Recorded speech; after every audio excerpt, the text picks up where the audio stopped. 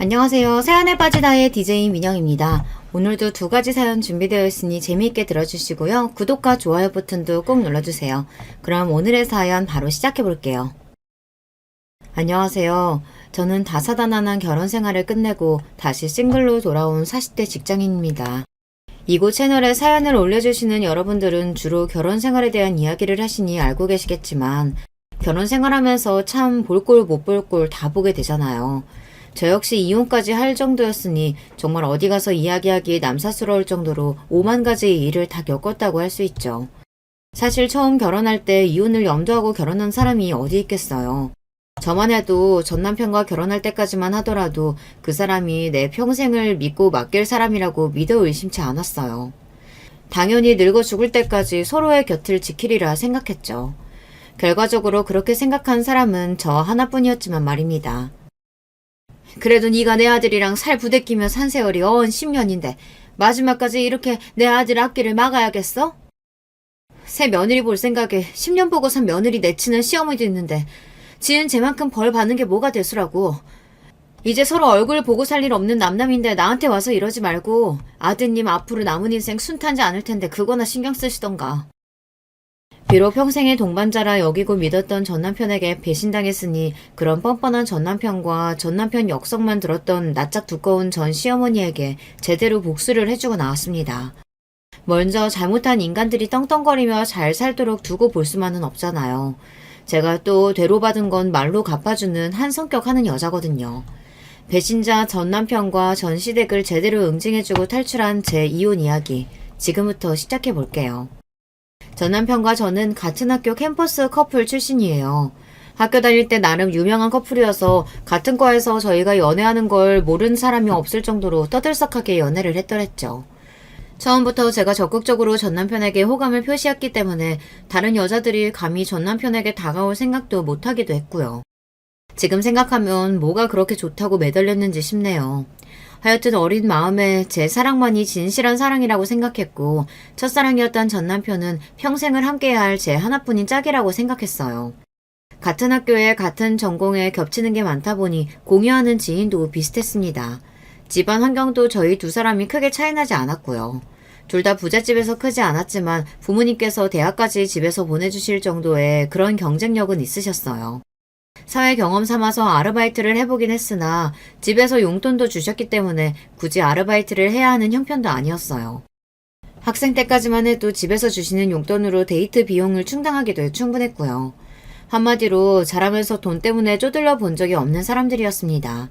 부모님께 감사드려야 할 일이죠. 그러다 보니 돈 씀씀이나 사고방식도 비슷할 수밖에 없었습니다. 만나면서 싸우는 일도 손에 꼽게 드물었기 때문에 어쩜 이렇게 나한테 꼭 맞춘 듯한 사람이 있는 건지 신기할 지경이었어요. 동기들도 항상 입을 모아 이렇게 이야기했습니다. 니들은 진짜 졸업하자마자 결혼할 것 같다. 이렇게 유런하게 사귀어놓고 헤어지면 너네는 이혼이나 마찬가지야.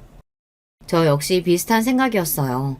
그래서 제가 먼저 졸업해 취업하고 자리를 잡은 후 군 입대를 하느라 저보다 몇 년 늦게 전 남편이 사회생활을 시작하자마자 저희 청첩장이 나왔을 때도 다들 그러려니 하는 반응이었죠. 상황이 이렇다 보니 저희가 학생 때 연애할 때부터 양가 부모님과도 돈독히 지냈습니다. 거의 친구 집 드나들듯이 서로의 본가를 드나들며 집 데이트도 자주 했고 부모님께 밥도 자주 얻어먹다 보니 결혼 전에 이미 양가 식구들과 가족처럼 지내게 되었어요. 서로의 형제들과도 아주 가깝게 지냈어요. 제 남동생과 전 남편도 사이가 좋은 편이었으나 저랑 전 남편의 여동생인 전 시누이는 정말 단짝 친구처럼 지냈습니다. 고맙게도 겨우 1살 차이인 전 시누이가 저를 언니 하면서 살갑게 잘 따라주었거든요. 오죽하면 자기 친오빠인 전 남편보다도 저를 더 좋아할 정도였으니까요. 언니 빨리 오빠랑 결혼했으면 좋겠다. 그래야 언니가 진짜 우리 가족이 될 거 아냐. 지금도 잘 지내는 걸 뭐. 넌 내가 그렇게 좋아? 당연하지. 할 수만 있으면 쓸모없는 오빠 내다버리고 언니가 내 진짜 언니였으면 좋겠어. 저는 남동생이랑 나이 차이가 6살이나 나서 지금도 거의 아기 보듯 하거든요. 그래서 남매간 사이가 돈독한 편이라 몰랐었는데 연년생인 오빠랑은 원래 원수 같은 사이인 게 정상이라는 전 시누이 말에 그러려니 했습니다. 곁에서 지켜보다 보니 본래 성격 자체가 장난기가 많은 전 남편이 항상 전 시누이를 툭툭 건드렸거든요. 예민하고 새침대기 같은 면이 있는 전 시누이 입장에서는 그게 참 짜증스러웠던 모양이에요. 성격 자체가 짓궂은 장난 같은 건 잘 안 치고 늘 자기 편만 들어주는 저에게 마음을 많이 주었던 것도 그 때문이 아니었을까 싶습니다. 전 시부모님 역시 일찌감치 저희 둘 사이를 인정해 주시고 결혼 전부터 저를 거의 며느리 대접해 주셨습니다. 저희 부모님도 마찬가지로 전 남편을 사위처럼 생각하셨고요. 사실 저희가 알고 연애를 시작한 건 아니었는데 전 시아버지와 저희 친정엄마의 오빠, 그러니까 제 외삼촌 되시는 분이 고등학교 동창이시더라고요. 양가 부모님과 함께 첫 식사 자리에서 전 시아버지께서 먼저 저희 엄마 얼굴을 알아보시는 바람에 그 다음부터는 모든 게 일사천리였습니다. 가영이가 누굴 닮아 이렇게 똑 부러지나 했더니 어릴 적 제 엄마를 똑 닮아 그랬구만. 아유, 넉살 좋은 건 정말 여전하시네. 세상 참 좁네요. 그렇죠? 그렇게 양가 부모님끼리의 친목 모임도 잦은 편이었죠. 이렇듯 결혼 전부터 양가 가족끼리 서로 격이 없이 어울렸기 때문에 당연히 결혼하고 나서도 내 집이 네 집인 양, 네 집이 내 집인 양 잘 섞여서 살 수 있을 거라 믿어 의심치 않았습니다. 결혼하고 나서 양가 부모님 사이가 좋았어요. 특히 전 시아버지와 저희 부모님이 아주 돈독하셨죠. 전 시어머님은 성격이 약간 깍쟁이 같으셨거든요. 낯도 가리는 편이었지만 친해지는 것도 쉬운 성격은 아니었습니다. 그래도 별말 없이 본인 남편과 빠짐없이 저희 부모님과의 모임에 참석하길래 내심 저희를 가깝게 생각한다고 받아들였죠. 하지만 그래도 시자는 괜히 시자 소리를 듣는 게 아니더군요. 제가 결혼해서 정말 본인 며느리가 되자 결혼 전에는 안 하시던 말씀을 자꾸 하시더라고요. 사실 내가 너희들이 서로 좋다고 하는데 괜히 긁어부스럼 만들까봐 말을 아끼기는 했지만 너희들 결혼시키면서 아쉬움이 아주 없었던 건 아니야. 나도 아들 가진 엄마인데 왜 기대하는 바가 없었겠어. 이왕이면 우리 아들 앞으로 출세에 좀 도움 줄 수 있는 그런 집안 아가씨도 탐나기도 했었고 나랑 비슷한 성격에 정말 딸 같은 며느리 바라기도 했었어. 아무래도 내 입장에서는 아쉬움이 남지. 솔직히 저는 저 소리를 처음 듣는데 뭐 어쩌라고 싶더라고요. 그동안은 그런 티라고는 전혀 안 내시다가 결혼식이 딱 끝나고 저러시는데 내가 왜 저런 소리를 듣고 있어야 하나 싶더라고요. 그것도 본인 아들에게 한 소리 들을까 싶어 저랑 전 시누이만 남겨진 자리에서 저러는 것이 솔직히 좀 얄미웠습니다. 제가 뭐라고 하기도 전에 제 오빠보다 항상 제 편을 들어주는 전 시누이가 먼저 한마디 했습니다. 엄마는 지금과 시집온 사람한테 무슨 소리라는 거야. 언니가 오빠보다 빠지는 게 뭐가 있다고. 엄마 그런 소리 하면 시집살이 시킨다는 소리 들어. 아무리 우리가 언니랑 가깝게 지냈어도 할 말이 있고 아들 말이 있지. 당신 딸임에도 불구하고 매섭게 질책하는 전 시누이 말을 듣는 전 시어머니의 얼굴이 무한으로 빨개졌습니다.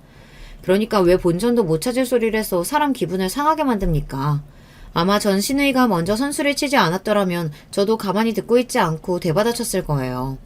아무래도 전 시어머니가 아쉽다고 표현한 제 성격은 바로 이런 점 때문이 아니었을까 싶습니다. 할 말이 있어도 속에 꽁하니 담아뒀다 저렇게 좋지 못한 타이밍에 한 번씩 떠트리는 전 시어머니와 달리 저는 타고난 성격 자체가 뭘 담아두질 못하는 편이었거든요. 소위 말하는 돌직구라고 해야 하나. 상대방에게 상처 주지 않으려고 신경을 쓰긴 하으나 상대가 누구든 가리지 않고 할 말은 하는 편이었습니다. 그게 전 시어머니 딴에는 곱깝게 느껴졌던가 봅니다. 결혼 초에 저런 일이 있기는 했으나 기본적으로 양가 식구들 모두 저희 결혼을 반기셨습니다. 여전히 결혼 전과 마찬가지로 양가를 자유롭게 오가며 교류도 활발하게 했고요. 전 남편이 자리를 잡자마자 결혼을 했으니 저희 친구들 중 저희가 가장 빨리 결혼한 축에 속했어요. 그럼에도 양가 부모님 가족들과 가깝게 지내는 저희 모습을 보며 부러워하는 친구들도 참 많았더랬죠.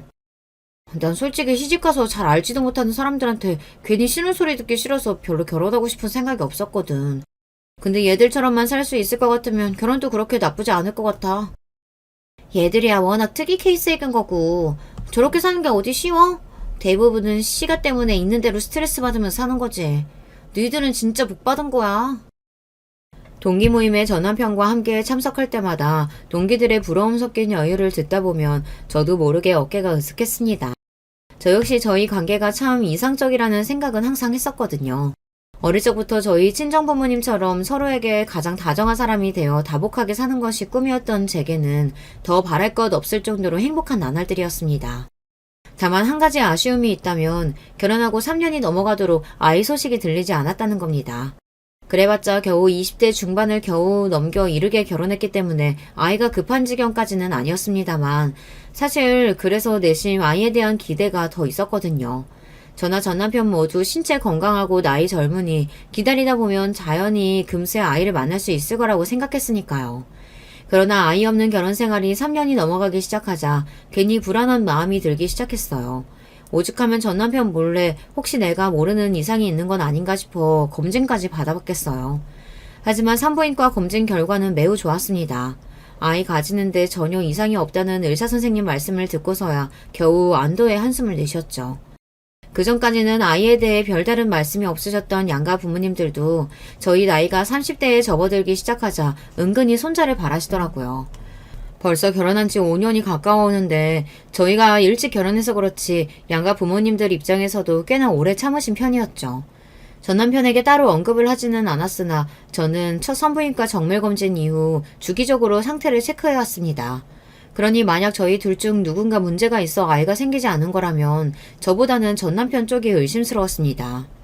하지만 아무리 남편이라고 하더라도 너한테 문제가 있어서 우리한테 아이가 생기지 않는 걸지도 모른다는 얘기는 쉽게 꺼낼 수 있는 말이 아니었어요. 제 딴에는 전 남편을 배려하느라 그랬던 건데 여전히 아이가 생기지 않자 전 남편도 슬슬 초조해지기 시작했던 모양이에요. 자기 검사 한번 받아보면 어떨까? 요즘은 그냥 건강관리 차원에서 정기적으로 검사 받고 그런데. 말로는 제 건강을 위한다고 하지만 사실 의도가 너무 뻔하지 않습니까? 게다가 자기는 쏙 빼놓고 저만 검사를 받으라는 것도 기분이 상하더라고요. 당연히 자기한테는 아무 문제가 없을 거라고 철석같이 믿고 있는 태도였어요. 그럼 저한테 문제가 있는 건 당연한 걸까요? 그동안의 꾸준한 관리로 끌릴 게 하나도 없었던 제 입장으로서는 어이가 없었습니다. 그동안 자기 배려한다고 내가 어떻게 했는데 싶어 발끈한 제가 한마디 했어요. 그런 거면 나 혼자 받을 게 아니라 당연히 같이 받아야 하는 거 아니야? 당신 말은 그렇게 해도 아예 안 생긴다고 그러는 거잖아. 어떻게 나한테만 문제가 있을 거라고 확신해? 제 딴에는 조심해서 말한다고 돌려 말한 건데 제가 핵심을 찌르자 남편이 당황하더라고요. 제 말을 그저 제가 기분 상해서 쏘아댄 거라고 생각했는지 전 남편이 저를 달래려고 들었습니다. 그래, 자기 말이 맞지. 내가 실수했네. 우리 같이 검사 받아보자. 자기는 당연히 별 문제 없을 테니 대수롭지 않다는 듯 대답하는 전 남편한테 여전히 마음이 상했어요. 하지만 한편으로는 어떻게 하면 저 사람이 상처받지 않게 하면서 검사를 받을 수 있게 할 수 있을까 고민이 많았기에 이것도 기회다 싶었죠. 그렇게 전 남편과 함께 받은 산정 검사 결과가 나왔습니다. 저야 말할 것도 없이 건강하고 깨끗하게 나왔죠. 예상했던 결과였습니다.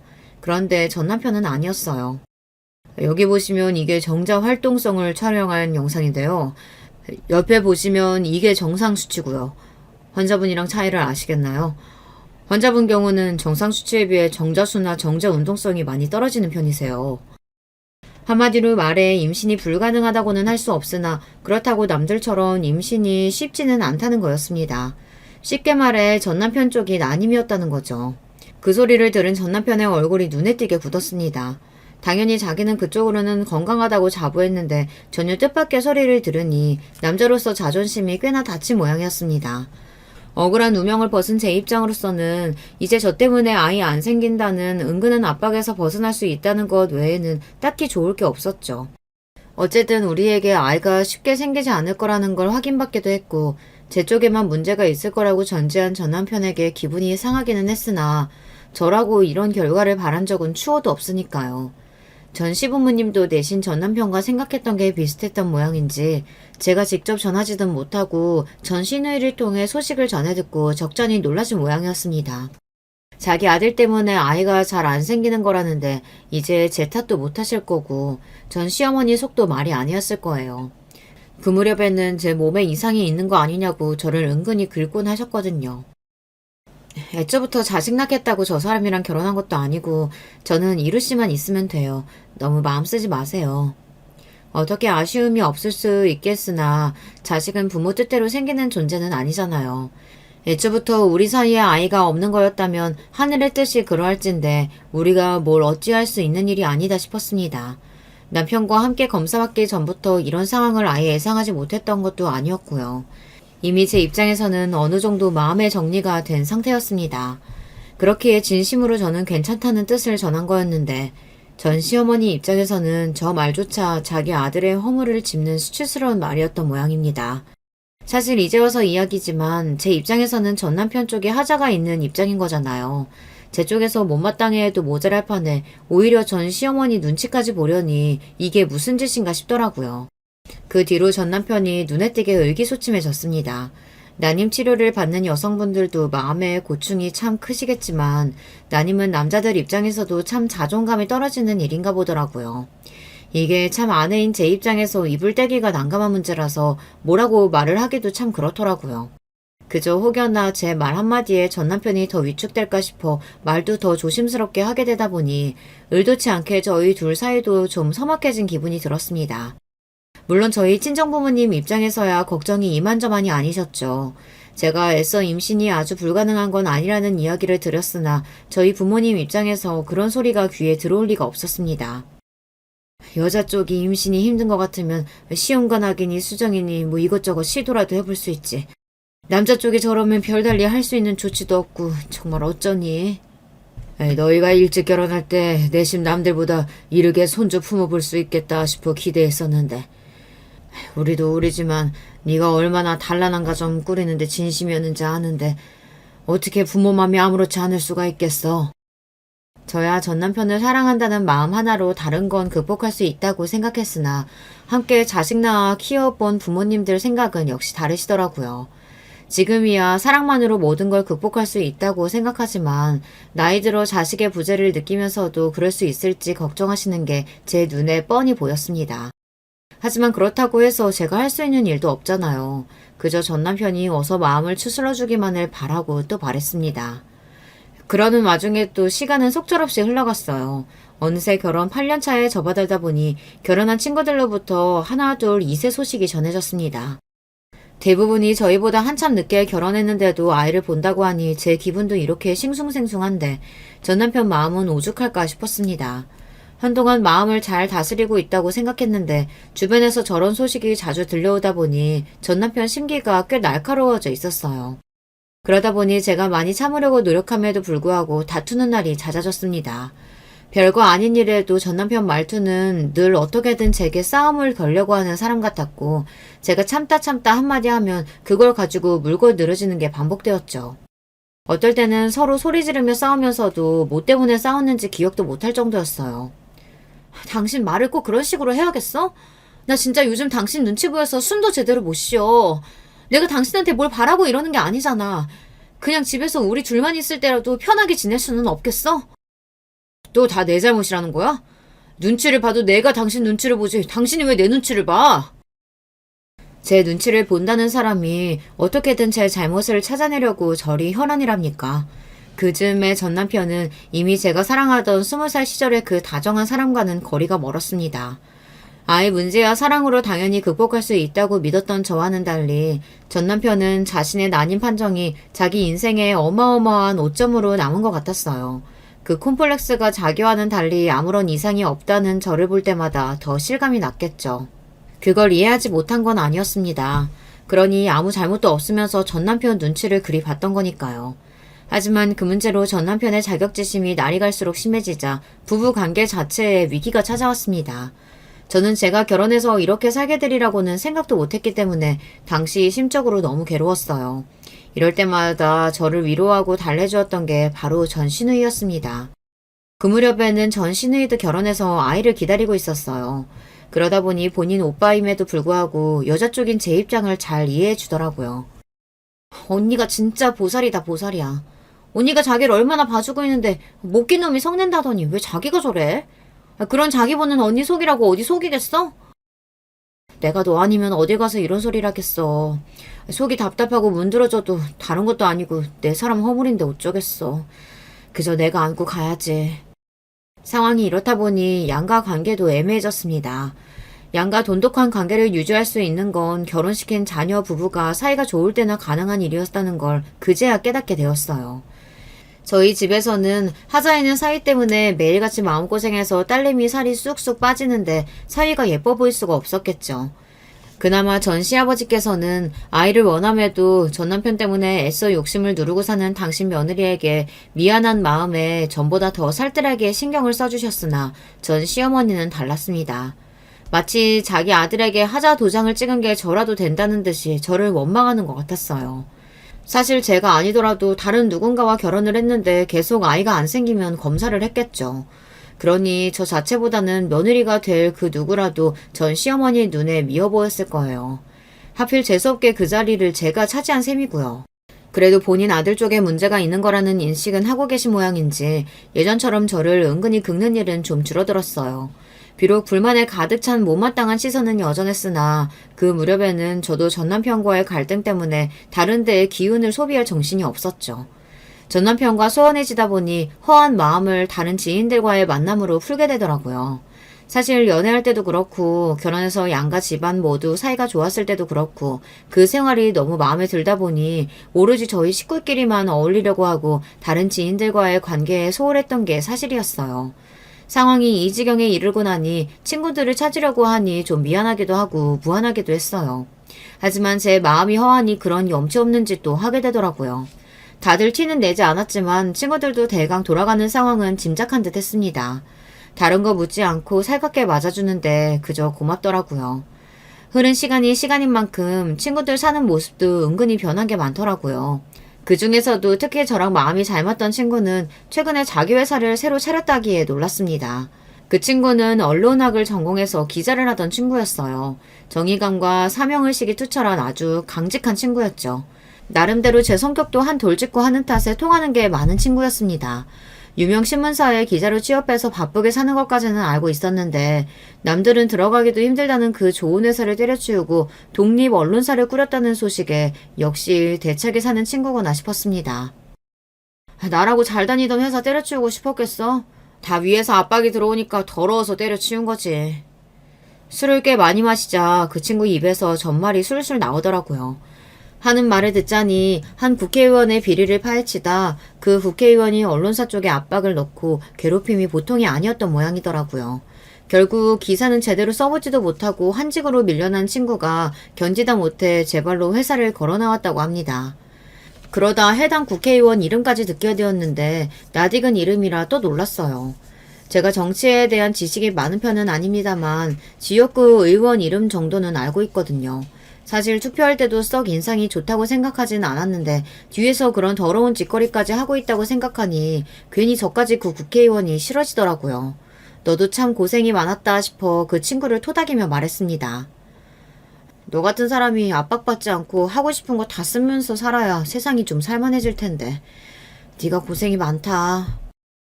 내가 이렇게 물러설 줄 알아? 어디 한번 꼬투리만 잡혀봐. 내가 내 인생을 걸더라도 그놈 끌어내리고 말 거야. 그 고초를 겪고도 기세가 꺾이지 않은 친구를 보며 대단하다고 생각했습니다. 한편으로는 저렇게 공격적으로 자기 문제를 드러낼 수 있는 친구가 부럽기도 했어요. 저야 제 전 남편 난임 문제로 부부 사이가 나빠졌다는 말을 어디다 털어놓기도 참 그렇잖아요. 한번 대판 싸우고 난 이후라 그런지 그래도 전보다는 전 남편과 저 둘 다 싸움의 단초를 제공하지 않으려고 한동안 조심했습니다. 살얼음 같은 평화가 지속되는 와중에도 전 남편은 괴로움을 차라리 일로 잊고 싶었던 모양인지 야근하는 날이 잦아졌죠. 저 역시 얼굴을 볼 때마다 다투느니 차라리 각자의 시간을 조금 가지며 서로의 격앙된 감정을 좀 식히는 편이 나을 수도 있다고 생각했습니다. 한동안 그렇게 지낸 게 효과가 좀 있었던 모양인지 전 남편 태도가 간만에 좀 부드러워졌습니다. 신혼 초에는 전 남편이 일찍 퇴근해서 저녁을 만들어주는 경우도 자주 있었는데 나는 문제로 갈등을 겪은 이후로는 그런 일이 전혀 없었거든요. 그런데 퇴근하고 들어왔더니 야근으로 최근 얼굴을 보기 힘들었던 전 남편이 주방에서 앞치마를 메고 있더라고요. 그걸 보자 참 좋았던 저희 신혼 시절이 떠올랐습니다. 그래, 우리한테도 저런 좋은 시간이 있었지 싶어 괜히 코끝이 시큰해졌어요. 왔어? 왔으면 얼른 손 씻고 앉아. 당신이 좋아하는 두부찌개 끓여놨어. 다정한 말투가 꼭 제가 사랑하던 본래의 그 사람으로 돌아온 것 같았습니다. 그렇게 오랜만에 서로 마주보고 저녁 식사를 하는 그 시간이 참 애틋하게 느껴졌습니다. 전 남편이 식사를 하며 제게 그러더라고요. 내가 당신한테 참 송구스럽고 내세울 게 없어서 못난 자격지심에 당신을 더 힘들게 한 것 같아. 나도 이제 정신 차리려고. 그동안 마음고생 많았어, 여보. 전 남편 말에 저도 모르게 눈물이 툭 떨어지더라고요. 정말이지 저 사람에게 많은 걸 바라는 게 아니었습니다. 그저 서로 마음 보듬어주며 살아가는 것 하나가 제가 바라는 전부였어요. 이제야 저 사람이 마음을 다잡았구나 싶어 불안했던 마음이 눈녹듯 사라지는 것 같았습니다. 저 사람이 용기 내준 만큼 나도 더 노력해야겠다고 단단히 다짐을 했더랬죠. 저는 그게 화해의 손길이라고 생각했는데 내막은 그렇지가 못했던 모양이에요. 전 남편과 예전처럼 지내는 날들이 이어지며 제 기분도 풀어졌습니다. 그래서 전 신우이에게 연락을 받았을 때도 전에 없이 밝은 제 목소리 톤에 전 신우이가 놀라는 기색이더라고요. 언니, 혹시 오늘 퇴근하고 시간 돼? 왜? 뭐 먹고 싶은 거 있어? 전 신우이에게 기다리던 아이가 찾아온 참이었습니다. 제 오빠 때문에 아이에 대한 미련을 애써 접고 사는 올케에 대한 안타까움 때문이었는지 전 신우이가 임신 후에도 애써 아이에 대한 이야기를 피하며 제 눈치를 보고 있다는 걸 알고 있었습니다. 이러나 저러나 해도 시댁에서 제 생각을 가장 많이 해주는 게 전 신우이였죠. 임신한 것만으로도 힘들 텐데 고운 마음을 써주는 게 고마워 한 말에 전 신우이가 어쩔 줄 몰라 했습니다. 아니야, 무슨. 그냥 언니 얼굴 보고 싶어서 그래. 그러마 약속을 하고 전 신우이 집으로 찾아갔습니다. 저랑 비슷하게 할 말은 제대로 하는 전 신우이인데 그날따라 말 꺼내는 걸 어려워하는 기색이 역력했어요. 무슨 힘든 말을 하려고 저러나 싶어 기다리고 있으니 드디어 결심을 한 듯 저 신우이가 입을 뗐습니다. 언니, 요새 혹시 오빠 좀 이상한 거 없어? 행동에 변화가 생겼다거나 뭐 그런 거. 난임 문제 이후 전에 없이 전 남편과 잘 지내는 중이었어요. 그래서 말했죠. 네 오빠 요새 나한테 얼마나 잘하는지 몰라. 요즘만 같으면 정말 더 바랄 게 없다니까. 제가 얼마나 마음고생을 했는지 알고 있는 전 신우인이 당연히 좋아할 줄 알았는데 제 말에 대번에 전 신우의 얼굴이 와라 구겨졌습니다. 이 망할 놈이 진짜. 저희 부부 잘 지내고 있는데 왜 이러나 싶어 어안이 벙벙해졌습니다. 하지만 그러는 전 신우의 얼굴이 너무 참담해 무슨 말이 나올지 두려워 차마 대묻지도 못하고 있었어요. 언니, 오빠 그 인간 아무래도 여자가 있는 것 같아. 전혀 생각지도 못했던 소리에 할 말을 잃었습니다. 저희 사이가 가장 나쁠 때도 전 남편이 바람을 피울 거라는 생각조차 안 해봤기에 전 신우의 말을 믿을 수가 없었습니다. 그런 제 마음을 읽었는지 전 신우이가 설명을 시작했어요. 얼마 전에 친정 갔다가 우연히 엄마랑 오빠 하는 얘기 들었어. 제대로 이혼하려면 언니를 유책 배우자로 만들어야 하는데 오빠 그놈은 난임 문제도 있고 그러니까 언니 약점을 찾아야 한다고. 그러면서 엄마가 그러는 거야. 너 지금 여자까지 있는 거 절대 들키면 안 된다고. 처음에 나도 잘못 들었나 싶었어. 그러니까 전 시모와 전 남편이 작당하고 이혼 준비를 하고 있다는 거였어요. 그러면서 저를 방심하게 하려고 전에 없이 다정하게 굴었다고 생각하니 이 모든 게 현실같이 느껴지지가 않았습니다. 하지만 전 신우이가 없는 말을 할 사람도 아니었죠. 무엇보다 아무리 저와 가깝게 지낸다고 해도 전 남편은 친오빠잖아요. 그럼에도 불구하고 저한테 이런 이야기를 할 때까지 전 신우이 마음에 얼마나 갈등이 많았겠습니까? 뭔가 잘못된 걸 거야. 그 사람이 요즘 나한테 얼마나 잘하는데. 사람이면 어떻게 그래놓고 내 뒤통수 칠 생각을 해. 아니야, 아닐 거야. 언니, 정신 똑바로 차려야 돼. 저쪽에서 저렇게 작정하고 나오는데 까딱하다간 언니만 온팡 뒤집어쓰게 생겼다고. 가뜩이나 언니 상처 많은데 이런 얘기 하는 게 맞나 나도 고민 많이 했어. 하지만 언니가 자기한테 어떻게 했는데 사람을 이렇게 기만할 수가 있어? 전 신우이가 저렇게까지 말하는데 계속 현실 부정만 하고 있을 수는 없었죠. 물론 마음 추스르느라 정말 죽을 지경이었으나 전 신우의 말이 사실이라면 정말이지 이런 꼴을 그저 당하고 있을 수만은 없었습니다. 그날 무슨 정신으로 집으로 돌아왔는지 모르겠어요.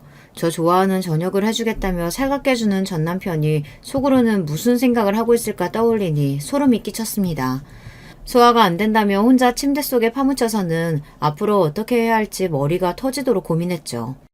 그로부터 며칠 뒤 여전히 자신과 저녁을 함께하지 않는 저를 걱정하는 신용을 하는 전 남편을 제 앞에 앉혔습니다. 그러고는 서류 봉투를 하나 내밀었죠. 나 당신 여자 있는 거 알고 있어. 제 말에 전 남편 얼굴에 핏기가 싹 가셨습니다. 제가 눈치를 챌 거라고는 상상조차 못했겠죠. 그걸 자기 여동생에게 전해 들었다는 걸 알면 저 인간 표정이 어떻게 될까 싶었습니다. 보면 알겠지만 상대가 누군지도 어느 집안 따님인지도 다 알고 있으니까 발뺌해서 수고스러운 짓 안 했으면 좋겠다. 허겁지겁 사진을 확인할수록 시시각각 변하는 전남편 표정을 보고 있자니 이 결혼의 말로가 너무 초라하게 느껴져서 서글퍼졌습니다. 지난 며칠간 전남편의 외도를 알고 난 후 심부름 센터에 의뢰해 전남편과 상간녀의 불륜 증거를 차곡차곡 모았습니다. 마음을 단단히 먹고 사진을 확인했음에도 다른 여자와 행복하게 웃는 전남편 모습에 제 영혼이 죽은 듯한 기분이었죠. 외도라는 게 참 사람을 죽이는 것과 다를 바 없다는 생각이 들었습니다. 그럼에도 저 인간에게 완전히 적이 떨어지지 않는다는 게 더 화가 났어요. 증거가 너무 확실하니 전 남편도 차마 발뺌을 못하더라고요. 다 알고 있다니 얘기가 빠르겠네. 나 그동안 마음이 참 힘들었어. 어디 하나 마음 붙일 것도 없고 세상이 나 다 손가락질하는 것 같고 그럴 때 내 마음에 참 위안이 돼준 사람이야. 더러운 불륜을 잘도 포장하고 있었습니다. 제가 자기 상처받을까봐 잘못한 것도 없이 귀도 못 펴고 있을 때 뒤로 더러운 짓거리를 하고 있었다 생각하니 눈앞에 놈을 그만 죽여버리고 싶었죠. 그렇게 나한테 정 떨어졌으면 차라리 먼저 헤어지자고 하지 그랬어. 불륜 저질러 놓고 감히 뭐가 어째? 그래봤자 니들은 더러운 불륜 관계일 뿐이야. 나는 몰라도 그 사람은 그렇게 매도하지 마. 당신한테 그런 소리 들을 사람 아니야. 이왕 말이 나왔으니 우리 그만 이혼하자. 더 이상 이 결혼을 지속할 이유가 없잖아. 닥쳐. 감히 니놈이 어떻게 나한테 이혼설일 거네? 그 여자를 매도하지 말라고?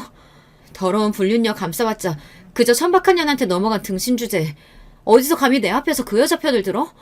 이혼 못해. 누구 좋으라고 내가 이혼을 해? 그렇게 전 남편 보는 앞에서 그간의 서름을 다 토해내듯 악을 썼습니다. 그날의 대화는 거기서 더는 진전이 없었어요. 모든 사실이 까발려지자 더는 저랑 살 생각이 없다는 듯 서둘러 짐을 싸서 나가는 전 남편을 보며 서러움에 주저앉아 꺼이꺼이 오열했습니다. 한때는 세상 모든 사람들이 제게 등을 돌려도 저 사람만큼은 제 곁에 남아주리라 생각했는데 그게 그렇게 가볍디 가벼운 관계였다 생각하니 허망함에 견딜 수 없이 마음이 쓰렸습니다. 비겁하게도 전 남편은 집을 나가고 나서 제 연락을 받지도 않더라고요. 이혼하자는 말 한마디로 자기 입장은 다 전했다는 건지 끝까지 상황을 회피하는 태도에 제 분노만 걷잡을 수 없이 커져만 가고 있었어요. 기다리던 전 남편한테는 소식이 없고 대신 반갑지 않은 인물이 저를 찾아왔습니다. 전 시어머니였어요. 이루한테 얘기 들었다. 알 건 다 알고 있다고 하니 얘기가 빠르겠구나. 잔말 말고 우리 아들이랑 이혼해. 며느리 직장 앞까지 찾아와 불륜 저지른 제 아들과 이혼하라는 전 시모의 말에 입을 찢어버리고 싶었습니다. 뭐가 그리 좋은지 통쾌해 보이기까지 한 낯짝을 보자 저게 인간인가 싶었죠. 제가 왜요? 저한테 좋을 게 뭐가 있다고요. 제가 이혼 안 해주면 그 여자야 영영 불륜녀고 당신 아드님도 결국은 불륜남으로 소문 쫙 퍼질 텐데 내가 미쳤다고 곱게 이혼해줘요? 너 언제까지 내 아들 앞길 막을 참이야? 내가 처음부터 너 마음에 안 들었어. 지금 우리 이루가 만나는 애가 어느 집 따님인지 나 알고나 그래? 무려 국회의원 따님이라고. 너같이 아무것도 볼 거 없는 집안 딸이랑 비교가 될 것 같냐고. 내 아들도 처가덕 좀 보고 팔자 좀 피자. 너랑 애도 하나 없이 삭막하게 사는데 각자 갈 길 가서 자식도 보고 살면 좀 좋아? 하는 말 한마디 한마디마다 기가 차서 실소가 다 나오더군요. 제 아들이 씨가 없어 못 본 손자 여자 바꾼다고 볼 수 있답니까? 여전히 어떻게든 가정 파탄의 원인을 제게서 찾으려 드는 전 시어머니의 꼴을 보니 괜히 시자가 아니다 싶었죠.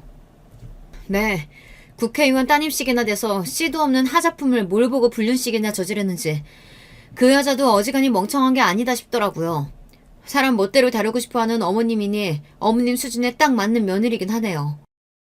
뭐야? 제 말에 발끈하는 전 시어머니 꼴이 우스웠습니다. 그러나 그때만큼은 본인 기분보다 어떻게든 제게서 이혼 약속을 받아내는 게 중요하다 생각한 모양인지 억지로 성질을 누르더군요. 너도 애 갖고 싶어 했잖아. 네 말 맞다나 니들 사이에서 아이 보기도 힘든데 너도 새 출발하면 나쁠 게 뭐가 있니? 일 복잡하게 만들지 말고 조용히 바로 이혼해주면 재산 분할 말고도 위자료조로 돈 3억 준비해 줄 테니 너도 너무 감정적으로만 생각하지 말라 이 말이야. 이미 전 남편이 집을 나간 시점에서 이 결혼 생활은 파탄난 거나 다름없었습니다. 유책 배우자인 불륜을 저지른 남편이 가출까지 했으니 혼인이 깨진 건 전적으로 전 남편 책임이었죠. 소송을 걸면 무조건 제게 유리했으나 저도 길게 끌 생각은 없었습니다. 아무리 전 남편 책임이라 하더라도 이혼 소송이라는 게 좀 사는 집 아닌 이상 위자료가 3억 원씩이나 나올 리가 없었고요. 마음이 뜬 이상 저 역시 하루라도 저 징그러운 인간들과의 관계를 더는 지속하고 싶지 않았습니다. 다음에 나올 때 서류 제대로 준비해서 가지고 나와요. 사막에서 10원짜리 한 장이라도 빠지면 두 년놈들을 나락으로 보내줄 테니 헛짓거리 할 생각하지 마시고요. 그렇게 합의 이혼에 대한 협의를 마쳤습니다. 제가 이혼하겠다는 것만 기다린 모양인지 드디어 전 남편 놓은 납작을 구경할 수 있었어요. 이혼도 제 손으로 못해서 지 어미 치맛자락에 매달려 나온 꼬락서니를 보고 있자니 저런 모자란 것을 아등바등 붙잡고 산 10년 가까운 세월이 아까워 장이 꼬이는 것 같았습니다. 그렇게 시원하게 이혼 도장을 찍고 서류를 제출했죠. 약속대로 곧장 3억 원이 제 통장에 찍혔습니다. 상간녀와 새 출발할 생각에 감히 제 앞에서 표정 감출 생각도 못하고 두 모자 입이 귀에 걸린 꼴이 혐오스러웠어요. 자기들 새 출발에 걸림돌인 저까지 치웠으니 속이 후련하겠죠. 하지만 세상 일이라는 게 그런 법이 아니죠. 그래도 함께한 세월이 10년이 다 돼가는데 니놈도 낯짝이 참 두껍다. 지금이야 세상이 다 네 것 같지? 그게 언제까지 가는지 두고 보겠어. 다 끝난 마당에 내뱉는 악담 정도로 생각했는지 가소롭다는 듯 쳐다보는 전시무였습니다. 그나마 전 남편 놈이 제 눈치를 살피는 것 같았으나 어차피 제 어미랑 똑같은 놈이었죠. 그렇게 저는 두 인간들을 남겨두고 미련 없이 돌아섰습니다. 다음날 인터넷 포털 사이트에 한 국회의원 자녀의 불륜 이슈가 검색어로 등장했습니다. 첫 기사는 이니셜로 등장했으나 원래 불륜처럼 자극적인 화제야 네티즌들 관심을 끄는 법 아니겠습니까? 얼마 지나지 않아 해당 국회의원의 실명이 떴죠. 제가 거주하던 지역구의 국회의원이었던 한택수였습니다. 신상이라는 게 한번 털리기 시작하면 걷잡을 수 없는 것이다 보니 당사자인 상간녀 신상 역시 금세 밝혀졌습니다. 국회의원 한택수의 딸 한지호의 사진이 순식간에 인터넷에 쫙 퍼졌습니다. 본래 국회의원 딸이야 네티즌들 관심을 자극하는 신분은 아닙니다만 불륜은 또 얘기가 다르니까요. 해당 불륜녀가 상간남의 아내와 이혼시키려고 돈까지 먹여 협박했다는 이야기가 곁들여지면서 국회 게시판은 한택수와 한지호에 대한 욕설로 도배가 되었습니다. 사태가 이 지경에 이르자 전 남편과 전 시어미가 득달같이 저한테 달려오더군요. 퇴근길에 제 집 앞에 죽치고 앉아있는 꼴을 보니 발등에 불이 떨어져도 단단히 떨어졌다 싶어 고소했습니다. 그 대단한 집 양반들이 고작 저 못난이들 때문에 그 소문을 겪고 있는데 저것들을 가만히 둘 리가 있겠습니까? 그 기세를 못 견디니 어떻게 해보겠다고 감히 저한테까지 찾아올 생각을 한 거겠죠. 남의 집 앞에서 뭐 하는 짓이야? 니들 꼴 보기 싫으니까 내 집 앞에서 썩 꺼져. 너 도대체 무슨 짓을 한 거야? 뭘 어쨌길래 네 주제에 그 높으신 분들 기사를 터뜨려? 어제 이혼 도장까지 잘 찍어놓고 이게 무슨 짓이야? 내가 너랑 이혼 도장 찍었지 너 가만히 둔다고 그랬어? 너는 물론이고 그 더러운 년한테도 곧 상간녀 소송장 갈 테니까 둘이 손잡고 소송 준비나 해. 위자료를 3억씩이나 받아놓고 이게 무슨 짓이야? 그럴 거면 내 돈 다 토해내. 자식 새끼 개새끼로 키워놨으면 그 정도는 써야지. 곧 국회의원 사돈 되실 분이 간이 그렇게 콩알만 해서 쓰겠어? 아, 기사까지 난판이니 그것도 물 건너 갔다고 봐야 하나? 천박하게 노란한 주제에 신나서 어쩔 줄을 모르더니만 꼴 좋네. 저들 꼴을 한껏 비웃는 저를 보며 전 남편과 전 시어미가 분해서 부들부들 떨었으나 제까지 것들이 뭘 어쩔 수 있었겠어요. 기사가 나가는 건 이혼 도장을 찍기 전부터 결정된 일이었습니다. 전에 제가 말씀드린 독립 언론사 차린 친구 기억하시나요? 그 친구를 자천시켰다는 게 바로 저 국회의원 한택수였거든요. 일이 풀리려니 이렇게 풀리려나 싶어 저도 속으로 많이 놀랐습니다. 저는 모은 불륜 증거를 가지고 그 친구를 만났습니다. 처음에는 친구의 불행을 미끄러 자기 일을 이용하는 것 같아 죄스러워했지만 그 친구 좋고 저도 좋은 일에 서로 협력하는 건데 그럴 거 없다는 제 설득에 결국 저를 도와주었어요. 처음 시작은 자녀의 불륜 기사였으나 그건 사람들 이목을 끌기 위한 시발점에 불과했습니다. 전에 없이 대중의 관심을 받게 된 국회의원 한택수의 비리 기사가 연달아 터진 건 그 다음이었죠. 자식의 불륜을 저지른 국회의원의 실책은 콩 심은 데 콩 났다는 점에서 더더욱 대중의 분노를 이끌기에 충분했습니다. 내가 이걸 이런 식으로 터뜨리게 될 줄은 몰랐네. 비록 네 안 좋은 가정사까지 끌어온 게 미안하지만 준비하면서도 내가 그놈 끌어내릴 날이 올까 했는데 다 네 덕분이다. 감사 인사를 해도 모자랄 판에 기자 친구가 제게 감사를 전하더라고요. 그거야 그 친구가 그동안 열심히 취재한 덕이니 제가 공치사 들릴 일은 아니었으나 어찌되었든 저희 둘 모두 원하는 바를 이뤄냈으니 윈윈한 셈 치자 싶었습니다. 상간녀 신상까지 쫙 퍼진 판에 불륜남이라고 안전하게 신상을 지킬 수 있었겠어요. 얼마 지나지 않아 전 남편 얼굴을 아는 사람이라면 금세 알아차릴 수 있도록 엉성하게 모자이크가 된 두 사람의 불륜 증거 사진도 인터넷에 심상치 않게 떠돌아다녔습니다. 전 남편과 같은 학교 같은 전공이라서 웬만한 지인은 다 겹친다는 얘기는 처음에도 해드렸죠. 지인들 사이에서 국회의원 딸이랑 바람나서 대학 때부터 사귄 10년간 같이 산 조강지처를 벌인 짐승 같은 놈으로 전 남편 신상이 거론된 건 순식간이었습니다. 연애할 때부터 제가 얼마나 전 남편에게 지극정성이었는지를 실시간으로 보았던 친구들이었기에 거의 모든 지인들이 남편으로부터 등을 돌렸다고 봐도 과언이 아니었어요. 제 이혼은 작은 불씨에 불과했으나 그 결과는 어마어마했습니다. 그간 미꾸라지같이 혐의를 피하며 지저분한 짓을 일삼던 국회의원 한택수도 이번만큼은 형의를 피해가기 힘들었거든요. 곧 뉴스에 대문짝만하게 검찰에 출두하는 한택수의 영상이 송출되더니 혐의가 인정되어 징역형까지 받으며 국회의원 자격을 상실하게 되었습니다. 사실 일이 이렇게까지 커질 줄은 몰랐기 때문에 솔직히 좀 당황했어요. 기사를 최초로 터트린 제 친구는 그야말로 눈코 뜰 새 없이 바빠졌습니다. 그렇게 바쁜데도 원하던 일을 하니 얼굴이 반질반질한 친구를 보면서 정말 천상 기자다 싶더라고요. 제 불륜 때문에 본인 집안이 풍비박산 났는데 상간녀라고 멀쩡하겠습니까? 귀하신 댁 자제분이라 남의 가정 찢어놓고도 면상 한 번을 못 봐서 배알이 꼴렸는데 전국에 상간녀로 얼굴이 다 팔리고 밖을 나다니지도 못하는 꼴을 보니 속이 시원했습니다. 그러니까 어딜 언감생신 남의 남자를 탐을 냅니까? 일이 이 지경까지 왔는데 그 둘이 잘 될 리가 없었죠. 결국 상간녀와 전남편이 깨졌다는 소리를 들었을 때는 전남편에 대한 미련이 털어진 모양인지 그러려니 싶더라고요.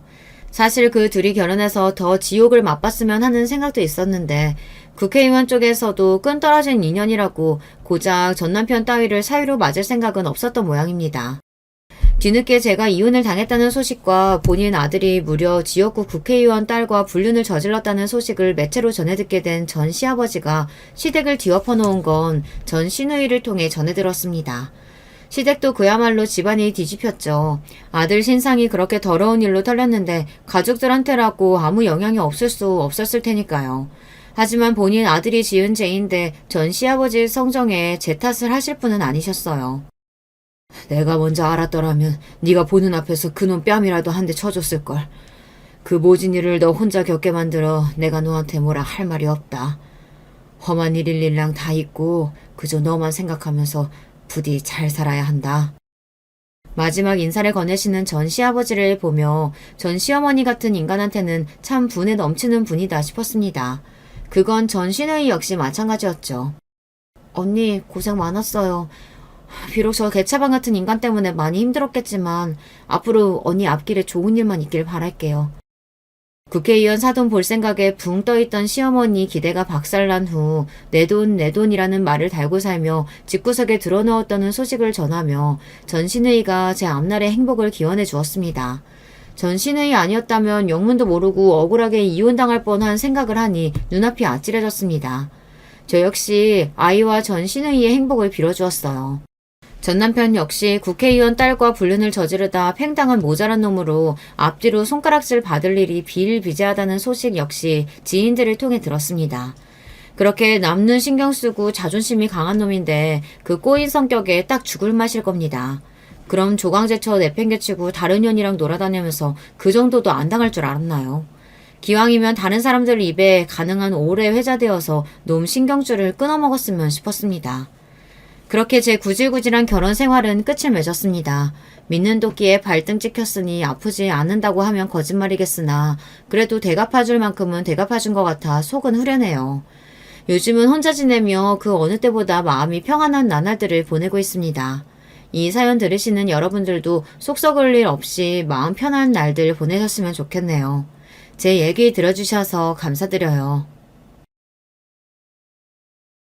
사연 보내는 상상을 할 때마다 이렇게 이야기해야겠다, 저렇게 해봐야겠다, 이런저런 생각은 정말 많이 해왔는데 막상 글로 옮겨 적으려 하니 어떻게 시작을 해야 할지 잘 모르겠네요. 캐캐묵은 제 오랜 이야기를 하려니 그런지 알 수 없지만요. 어느 정도 의식의 흐름대로 적게 된 점, 다소 두서없고 정신없는 점, 부디 넓은 양해 부탁드려요. 안녕하세요. 저는 30대 중반을 넘어서고 있는 경기도에 사는 여자입니다. 그리고 2달 전 파오늘에 다행히 지옥 소굴 앞에서 살아남아 자유를 되찾은 사람이기도 하고요. 이혼보다 파혼이 낫다는 말을 절실히 공감하며 예비 시어머님 앞에서 당당히 파혼을 선언한 제 이야기를 들려드릴게요. 저는 고아 출신입니다.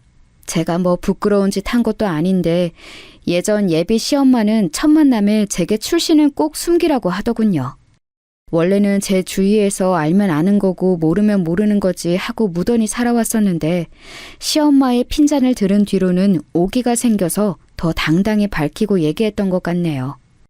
그래, 나 고아야. 그게 왜? 하는 마음으로요. 어찌됐든 부모님 얼굴은 아직도 모릅니다. 엄마는 제가 3살 때 돌아가셨다고 하고 아빠는 저를 보육원에 맡긴 채 일을 하시다 연락이 끊겼대요. 해외로 가버린 건지 새 장가를 든 건지 아무도 모르더라고요. 그래도 돌아가신 건 아닌 것 같았어요. 그럼 연락이 왔을 테니까 결국 저를 버린 거죠. 왜 드라마 보면 자신의 근본이나 핏줄이 궁금해서 양부모를 두고 친부모를 찾아가는 이야기들 많잖아요. 그게 원망이든 그리움이든 그 어떤 감정이든 간에 저는 이해하지 못했어요. 낳아줬을 뿐 나를 원하지 않아서 나와 함께하기 싫어서 맡긴 거니까 그런 사람을 다시 찾아가서 무엇을 두 눈으로 확인하고 싶은 걸까요? 확인하고 나면 그 마음은 조금이라도 가벼워질까요? 그런 생각을 하다 보면 저는 죽을 때까지 아빠를 만나지 않겠다고 다짐하게 되더라고요. 가뜩이나 고단한 삶에 또 다른 고단함을 추가하고 싶지 않으니까 그렇게 전 고등학생 때까지 보육원에서 자라다가 일찍이 혼자 나와 살게 되었어요. 저라고 자취를 빨리 시작하고 싶었던 건 아니에요. 그냥 어른들 눈칫밥 먹는 것도 싫고 제 힘으로는 아무것도 못하는 게 답답해서 나왔던 거였죠. 집이라고 해봤자 창문도 없는 고시원 단칸방이었지만요.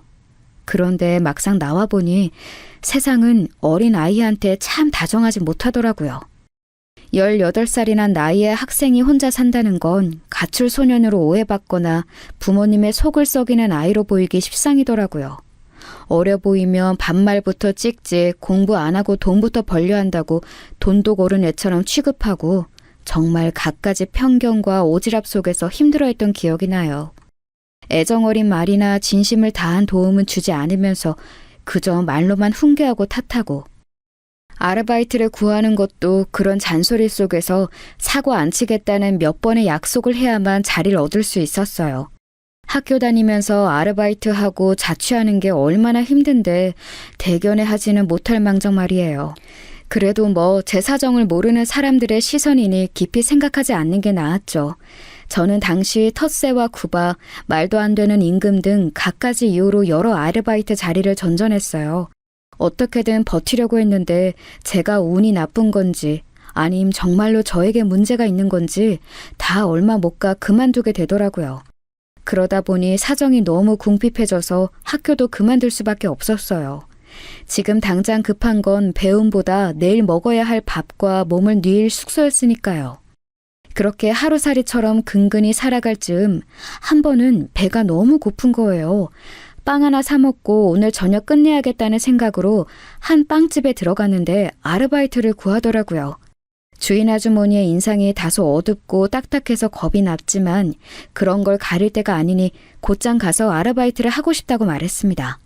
그러자 아주머니는 저를 조용히 위아래로 훑어보더니 아무 말 없이 내일부터 출근하라고 하시더군요. 보통은 학생이냐, 어디 학교 다니냐, 부모님은 너 일 다니려는 거 아시냐 등등 못 믿어온 태도의 호구조사가 기본인데 빵집 아주머니는 아무 말도 하지 않고 저를 고용한 겁니다. 당황했던 저는 혹시 아주머니가 내 말을 농담으로 들은 걸까, 내일 가면 모른 척하는 거 아닐까 하는 의심을 했는데요. 막상 가보니 정말로 일을 하게 된 게 맞더라고요. 저에게 새 앞치마와 모자를 주고선 간결 명확하게 다정하지는 않은 목소리로 일하는 방법을 알려주던 아주머니.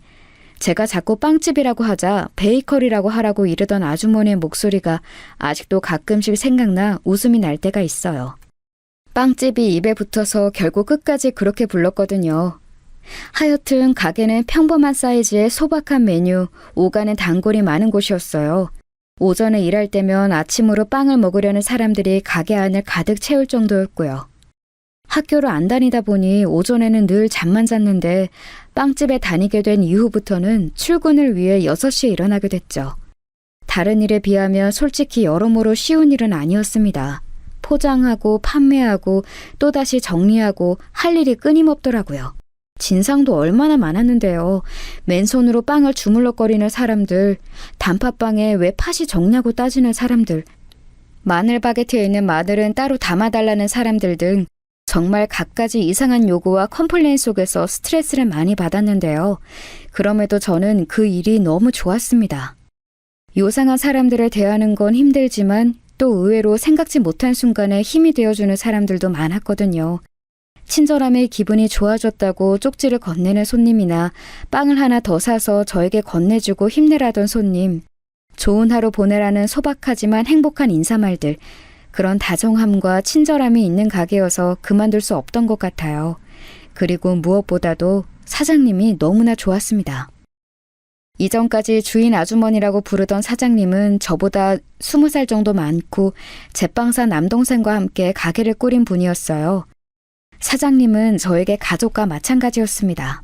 잘 웃지도 않고 말투도 딱딱하지만 알게 모르게 저를 정말로 위해 주셨거든요. 말하려면 하루가 모자랄 정도로요. 굶지 말라고 집에 돌아가는 길에 빵 한 봉다리나 따로 사뒀던 김밥을 챙겨주시기도 했고요. 제가 지쳐 보일 때면 근처 카페 가서 음료수 사 먹고 오라고 3,000원을 쥐어주시고 밖으로 내보내기도 했습니다. 언젠가 제 상황과 사정을 아셨던 때엔 저만 시급을 올려주시고 때마다 용돈도 주셨죠. 물질적인 게 전부는 아니지만 저는 그 안에서 사장님의 진심 어린 마음을 느낄 수 있었어요. 말로는 다하지 못하는 따뜻한 그 마음을. 그래서 어느 순간부터 저도 사장님을 때로는 엄마처럼, 때로는 이모처럼, 때로는 언니나 친구처럼 여기며 잘 따랐던 것 같아요. 자칫 엇나갈 수도 있던 때에 사장님을 만났기에 제가 정신 차리고 열심히 살았던 게 아닌가 싶어요. 그야말로 귀인이죠. 그래서 저는 지금까지도 그 빵집에서 일하고 있습니다. 조금 놀라셨죠? 30대 중반이 된 지금까지 한 가게에서 일을 하고 있다는 거 말이에요. 그렇지만 사실이에요. 마치 시간이 멈춰버린 것처럼 빵집도 사장님도 저도 15년 전 그 모습 그대로 그 자리에서 일하고 있습니다. 물론 사장님은 이제 나이가 들어 어느덧 환갑을 바라보는 나이가 되셨고 당시엔 깔끔하고 모던했던 빵집도 이젠 아는 사람만 아는 오래된 가게가 되었죠. 그렇지만 그 외엔 전부 다 똑같아요. 지금까지 가게가 없어지지 않고 살아남을 수 있었던 건 이런 한결같은 덕분이 아닐까 해요. 맛이 변하고 서비스가 달라지고 무언가 작은 꼬투리라도 변하는 걸 단골들은 반기지 않으니까요. 손님들이 좋아하는 요소를 유지하되 그들의 의견을 받아 끊임없이 새로운 메뉴를 개발하고 또 정리해 나간 게 비결이었던 거죠. 20대 중반이 됐을 즈음 저는 아르바이트생이 아닌 매니저로서 가게를 지키게 되었어요. 당시 다른 직원들은 다 정리해고되거나 바뀌어도 저만은 늘 제자리를 지키고 서 있었죠. 그래서인지 사장님이 저에게 매니저를 하라고 시키셨습니다. 사장님은 이제 나이가 들었으니 새롭게 가게를 이끌어갈 사람이 필요하다고요. 저는 감사히 알겠다 했고 그렇게 사장님과 제 사이 계약 기간은 무한대로 늘어났던 거죠. 사실 아주 솔직히 말하면 저도 그렇게 한 곳에 오래 일하게 될 줄은 몰랐어요. 가족 같은 분위기고 그만둘 이유가 없다고는 하지만 그래도 누가 이렇게 한 곳에 뼈를 묻을 줄 상상해 보겠나요? 제가 이렇게 오래 다닐 수 있었던 건 아마도 제가 쓰리잡을 해서 가능했던 것 같아요. 네, 저는 빵집 직원 말고도 다른 직업이 또 있어요. 어렸을 때부터 없이 살아서 그런지 저에게 삶에서 가장 중요한 가치는 돈인 것 같더라고요. 돈이 없으면 행복할 수 없고 가족과 함께 지낼 수 없고 하대받게 되고 불편한 일을 참아야 하는 그런 것들이요. 그래서 저는 돈을 많이 벌고 싶었고 무엇보다 똑똑하게 벌고 싶었어요. 아르바이트를 많이 해보면 알지만 그렇게는 절대 빨리 돈을 모을 수 없어요. 이번 달 벌어서 다음 달을 살아가게 하는 것이지 추후의 행복을 지금의 고생으로 대신할 수 없더라고요. 그래서 생각한 게 노트북 하나로 일할 수 있는 걸 찾아보자는 거였습니다. 저는 사장님께 매니저를 그만두고 일반 아르바이트생으로 돌아가고 싶다고 말했어요. 가게는 저에게 친정 같은 곳이라 그만두기 아쉬웠거든요. 사실 또다시 매니저를 구해야 하는 상황이고 기존 매니저가 아르바이트 개념으로 일을 하는 게 좀 불편하셨을 텐데 그때도 사장님은 역시나 저를 이해해 주셨습니다. 제가 다른 일을 해보려는 걸 아시고 흔쾌히 알겠다고 하셨죠. 그렇게 가게에선 일주일에 한두 번씩 오전에 일을 반짝해서 소소한 고정 수입으로 두고 나머지 시간엔 배우고 공부하는 것으로 시간을 보냈죠. 요즘 말로는 디지털 노마드 직종이라고 불리는데 한마디로 장소와 시간에 구애받지 않고 노트북 하나로 할 수 있는 일을 그렇게 부른다고 하더라고요. 제가 하는 일도 그쪽이고요. 정확히 말씀드릴 수는 없지만 대충 인터넷 웹소설 관련된 일이랑 블로그 관련 일이에요. 저는 워낙 배움이 짧고 부족해서 뒤늦게 시작한 만큼 열심히 공부했어요. 두 분야는 너무나 다르고 낯설어서 계속 공부해야 했기도 하고요. 그렇게 공부하고 시도하고 성과를 얻은 게 벌써 10여 년이 되어가네요. 그간 열심히 일한 덕분에 이제는 꽤나 큰 돈을 만질 수 있게 되었죠. 돈이 돈을 부른다고 한번 몸을 불려가니까 그 다음은 쉽더라고요. 재테크도 열심히 공부해서 추가 수익도 얻어왔고요. 그렇게 되기까지 하루에 3시간만 자면서 종일 공부하고 읽고 배우고 다시 또 도전하던 시간이 있기에 가능했던 거였죠. 사실 검정고시를 봐서 고등학교까진 간신히 졸업했지만 중졸이나 고졸로 돈을 버는 게 얼마나 어려운지 알아요. 선택할 수 있는 일의 폭도 좁고 같이 함께하는 동료들에게도 믿음을 얻기가 상대적으로는 어렵더라고요. 그래서 오히려 저의 이런 제약과 한계들이 항상 동력이 되어준 것 같습니다. 어려운 만큼 더 열심히 하겠다는 마음, 내 능력을 보여주겠다는 오기로요. 한창 업장 오가며 비즈니스 관련 동료들을 만날 때 그들이 이런 말을 한 적이 있어요. 언젠가 높은 수익을 고정적으로 벌게 되면 방해자가 생기는데 그게 바로 친구와 가족이라 하더군요. 가까운 사람부터 조심하라고요. 그런데 다행인지 불행인지 저는 둘 다 없으니 별로 거리끼거나 신경 쓸 일도 없었네요. 제 몸 하나만 건사하면 되는 삶이었으니까요. 아마 그래서 더 잘 벌 수 있었는지도 모르고요. 어찌됐든 저는 그렇게 오전에는 아르바이트, 오후와 밤에는 노트북 앞에 앉아 바쁜 삼중 생활을 해왔습니다. 일을 하지 않아도 몇 번의 클릭만으로도 수익이 들어오는 날이면 저는 그간 사고 싶었던 물건이나 가까운 곳으로 여행을 가기도 했어요. 그렇게 된 지는 얼마 되진 않았지만요. 돈 벌면 꼭 사치스럽게 살아보고 싶다고 생각했었는데 타고나길 짠순이어서 그런지 돈 쓰는 것도 쉽지 않더라고요. 아직은 저만큼이면 다른 무언가를 이만큼 할 수 있지 않을까 하는 비교를 자꾸만 하게 되고요. 그래도 쓰는 만큼 돌아올 거라 생각하며 적당한 소비 습관을 만들어가는 중이에요. 사장님에게도 일이 얼마나 잘 되었는지는 말씀드리지 않았지만 그래도 달마다 선물도 드리고 기념일마다 챙겨드리고 있고요. 각설하고 30대 초반을 지나면서 저에게도 조금씩 외로움이란 감정이 올라왔습니다. 젊었을 땐 스쳐 지나가는 친구나 애인을 만나기도 했지만 연이 오래 지속되진 않았거든요. 사는 게 너무 바쁘기도 했고 제 곁에 누군가 있다는 게 좀 어색했어요. 누군가 타인이 나를 챙겨주고 감정을 쌓아간다는 게 사랑받지 못했던 저에게 많이 낯선 일이더라고요. 사랑도 받을 줄 아는 사람이 받는 게 맞았나 봐요. 그렇게 거리를 두다 보니 결국 또다시 아무도 남지 않았고요. 악순환인 걸 알지만 달라지긴 어려웠어요. 그렇게 저는 조금씩 타인으로부터 저를 지키기 위한 방어적 태도와 소극적 자세로 일관하며 살아왔어요. 제 본 모습을 아는 사장님은 나가서 사람들 좀 만나고 좋은 남자 만나서 연애도 하라고 말씀하셨지만 아직 외로움을 모를 때는 그저 웃으며 다음에 라는 말로 넘겨버렸거든요. 혼자도 충분히 괜찮다고요. 그런데 30대가 되고 어느덧 사회적으로 어른이라 불리는 나이가 되니 확실히 쓸쓸함과 외로움이 커지더라고요. 이렇게 돈을 벌어서 뭐하지? 어차피 혼자인데. 좋은 걸 같이 누릴 사람이 없는데 해봤자 뭐하지? 이런 생각들 때문에요. 주변을 살펴보면 정말로 저 혼자인 것만 같아서 이대로 세상을 떠나도 모든 건 그대로고 내 마지막을 지켜줄 사람이 몇 없을 거란 생각에 갑자기 슬퍼지더라고요. 그렇게 삶의 낙이나 의미를 찾기 시작하면서 저는 우울증을 앓게 되었습니다. 일을 쉬는 날이면 종일 밥도 먹지 않은 채 누워만 있었고 사장님을 만날 땐 웃고 있어도 뒤돌면 갑자기 눈물이 왈칵 쏟아졌어요. 집으로 돌아가는 길에 햇빛이 눈부셔서 운 적도 있고 기분을 달래려 맛있는 걸 사 먹었는데도 2입 이상 먹지 못한 척이 수두룩했어요. 만사가 귀찮고 무기력하다 해야 하나? 눈치 볼 사람도 없고 잘못된 것도 아닌데 정신과 병원을 가는 건 왠지 부끄러운 일 같아서 혼자서만 끙끙 앓았네요. 저도 이런 제가 이해가 안 됐어요. 이제야 모든 게 안정을 찾아가고 있는데 뭐가 문제여서 마음이 혼란스러웠던 건지 잘 생각해보면 아무래도 가장 큰 걱정이었던 경제적 문제가 안정이 되니 현실을 벗어나 자꾸 쓸데없는 생각이 들더군요. 세상 모든 게 허무하고 부질없게 느껴지는 잡념들이요. 그러다 보니 제가 존재하는 이유를 누군가 나를 사랑할 수 있다는 것으로 증명받고 싶은 마음이 생겼습니다. 그래서 그때부터 소개팅도 해보고 결혼정보회사도 가보고 핸드폰 어플을 사용해서 사람을 만나보려고도 했어요. 하지만 매번 다 실패했죠.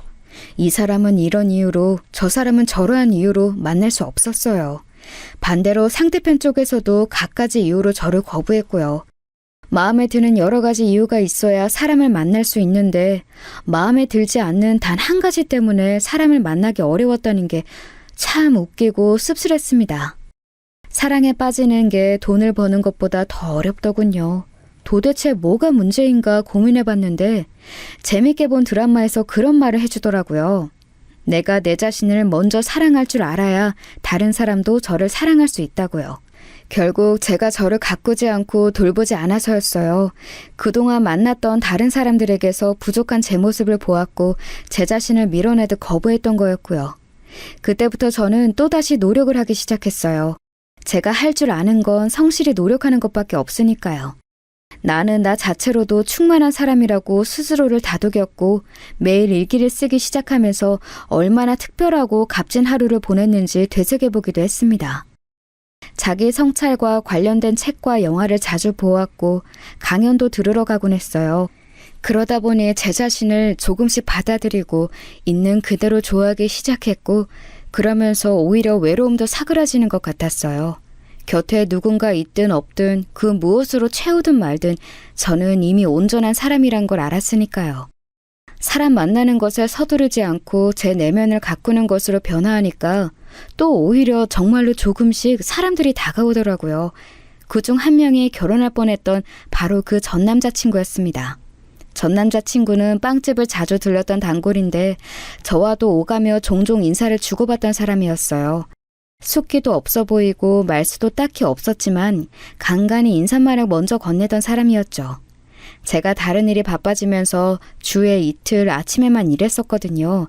그 즈음에 사장님이 그러시더라고요.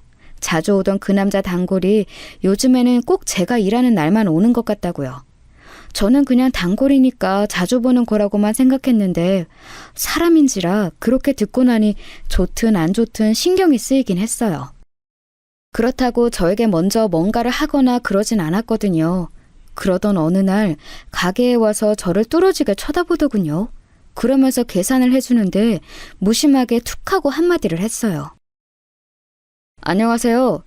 저 요즘 뭔가 달라진 것 같은데 뭐 때문인지 모르겠어요. 좋은 일이 있으신가 봐요. 별일 없는데 있어 보인다니 기분 좋은데요? 환히 웃으며 대답을 했는데 그때부터 전 남자친구는 용기를 얻은 건지 뭔지 적극적으로 대시를 하기 시작했어요. 그 나이가 들 때까지 제대로 된 연애 한 번 한 적 없던 저는 정말로 진실된 사랑을 하게 됐다고 생각했습니다. 이 사람을 만나려고 여태껏 기다려온 건가 싶을 정도로요. 제가 스스로의 모습에 자신이 생기니까 그 사람이 주는 마음에 대해서 의심을 품거나 미안해하지 않게 되었고 저도 받은 만큼 더 돌려주고 싶다는 생각도 들었어요. 그렇게 우리는 1년간의 연애 끝에 결혼을 하게 되었습니다. 사실 그 사람에게 프로포즈 받고 곧바로 승낙했을 때 사장님한테 이 이야기를 전해드리니 좀 못 믿어 하셨거든요. 아무리 그래도 1년이면 너무 짧게 만나본 거 아니냐?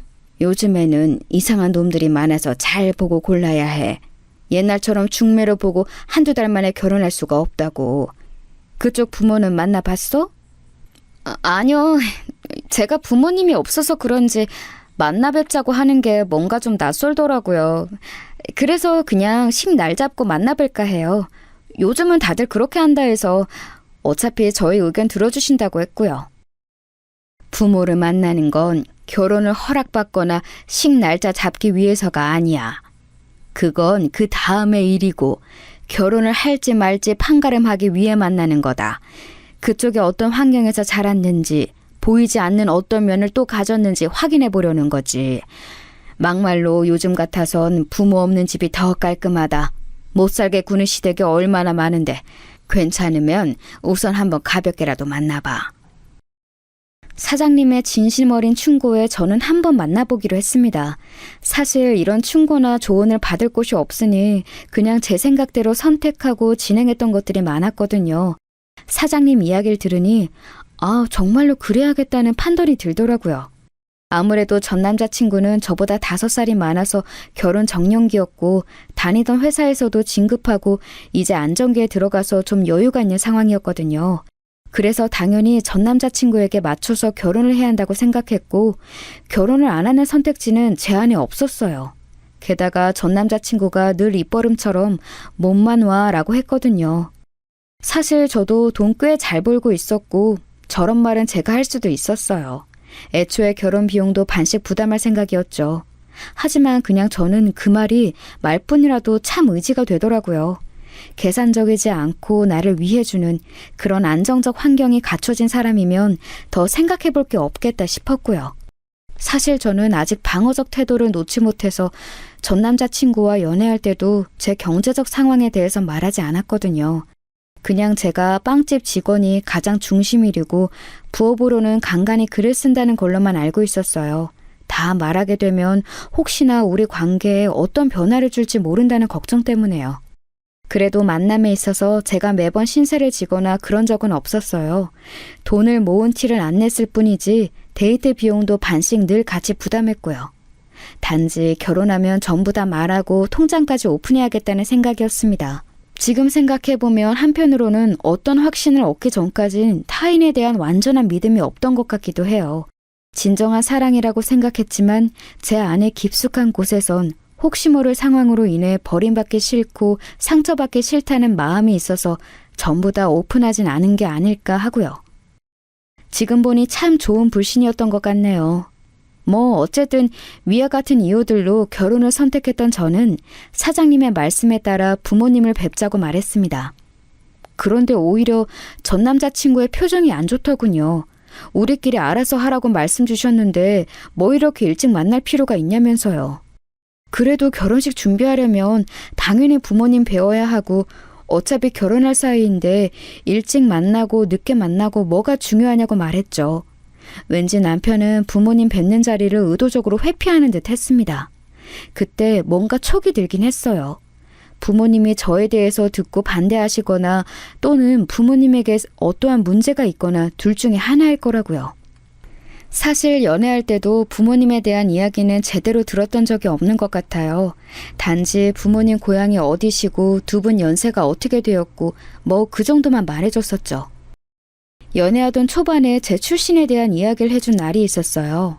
엄마는 돌아가셨고 아버지는 날 버린 채 연락이 끊겼고 그래서 10대를 보육원과 조그만 고시원에서 보냈다는 이야기를 솔직하게 말해주었죠.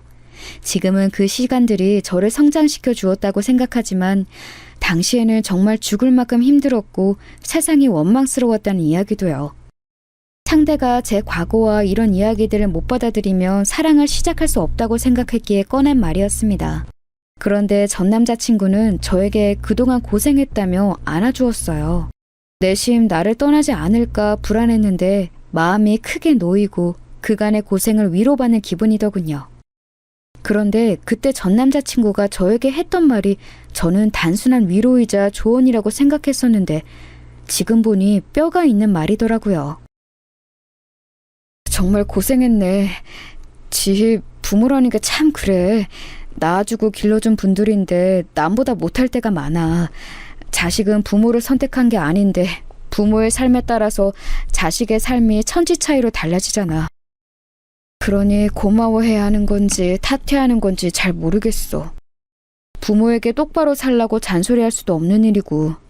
그러니 너무 깊이 생각하지 말자. 중요한 건 우리가 이렇게 잘 살아가고 있다는 거니까. 전 남자친구에게도 부모가 그런 존재였을 거란 생각은 그때까지만 해도 못했습니다. 저 말의 진심을 알게 된 건 전 남자친구의 부모를 만난 후였어요. 전 남자친구는 제가 몇 번을 말해도 여러 가지 이유로 부모님과의 만남을 피했습니다. 약속 날짜를 잡고 나서도 본인이 갑자기 일이 생겼다는 등 어머님이 건강이 안 좋아졌다거나 조금 더 여유로울 때로 미루자는 등 갖가지 이유로 미뤄지고 또 미뤄졌죠. 그러다 보니 저도 스트레스를 받게 되고 덩달아 결혼 이야기도 점점 미뤄지는 게 답답해서 결국 대놓고 전 남자친구한테 물어보았어요. 혹시 부모님을 보여주기 싫은 거냐고, 다른 이유가 있는 거냐고요. 그러자 전 남자친구가 한참을 망설이다가 조심스레 대답하더군요. 사실 너한테 이 말이 어떻게 들릴지 모르겠지만 그럼에도 솔직하게 말하자면 네 말이 맞아. 우리 부모님, 정확히는 우리 엄마를 보여주고 싶지 않았어. 그게 다야. 왜? 이유가 있을 거 아니야. 혹시 어머님이 우리 사이 반대하셔? 아니면 다른 문제가 있는 거야? 전부 다 포함돼. 우리 엄마는 그야말로 문제투성이야.